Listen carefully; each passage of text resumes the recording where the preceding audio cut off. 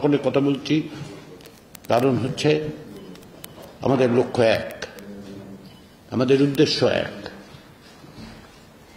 আমরা চাই, বাংলাদেশের মানুষ চান, যারা প্রাণ দিয়েছেন তাদের কাছে আমাদের অঙ্গীকার, তাদের কাছে আমাদের দায় হচ্ছে আমরা যেন এই সুযোগকে হাতছাড়া না করি, যেন আমরা প্রকৃতপক্ষেই রাষ্ট্র বিনির্মাণের প্রক্রিয়াটা শুরু করতে পারি।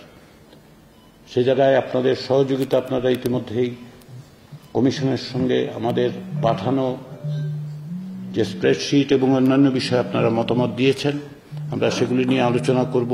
অনেক বিষয়ে আমাদের মধ্যে ঐক্যমত ইতিমধ্যেই আছে, কিছু বিষয়ে আমরা দেখতে পাই যে কিছু কিছু ভিন্ন মত আছে, সেগুলো আমরা আলোচনার মধ্যে দিয়ে অগ্রসর হব। একটি গণতান্ত্রিক সমাজ অবশ্যই ভিন্ন ভিন্ন মতের সমাজ, আমরা সকলে এক ভাষায় কথা বলবো না, কিন্তু আমাদের লক্ষ্য এক। সেই জায়গা থেকেই আমরা আসলে ঐক্যবদ্ধ আছি, থাকব, এবং বাংলাদেশের গণতান্ত্রিক শক্তির ঐক্যের উপর নির্ভর করবে যে আমরা আমাদের কতটুকু সাফল্য আমরা অর্জন করতে পারব। সেই প্রচেষ্টায় বাংলাদেশের বিপ্লবী ওয়ার্কার্স পার্টির নেতৃবৃন্দের প্রতি আবারও আমার অভিনন্দন, কৃতজ্ঞতা, ধন্যবাদ।